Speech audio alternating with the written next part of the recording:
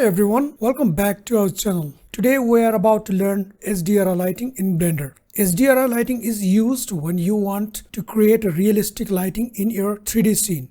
HDRI stands for High Dynamic Range Imaging. It's a technique used in photography to capture a wide range of lighting information than a regular photo.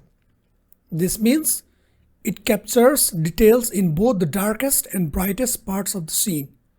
When used in 3D rendering, it creates incredibly realistic lighting and reflections. Let's see how to set up HDRI lighting in Blender. We will start with a simple scene. Open your project or create a new one and make sure you have an object to showcase like a sphere or a cube.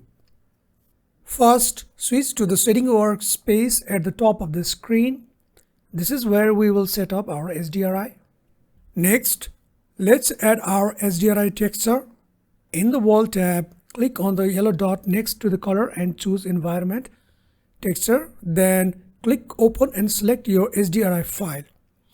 You can find free HDRI maps on websites like polyheaven.com. Once the HDRI is loaded, you will instantly see how it affects your scene. The lighting becomes more dynamic and realistic, with natural shadows and highlights.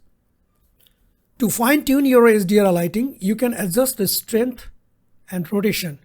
In the World tab under the surface, you can increase or decrease the strength value to control the brightness. To rotate the HDRI, add a mapping node and a texture coordinate node in the shader editor.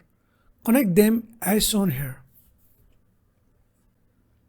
Finally, let's render our scene. Switch to the rendered view to see the full effect of your HDRI lighting. Make any final adjustments, then hit F12 to render. You will see how HDRI lighting brings a new level of realism to your renders. And that's it. You have successfully set up HDRI lighting in Blender. Don't forget to like, comment, and subscribe. I'll see you in the next one.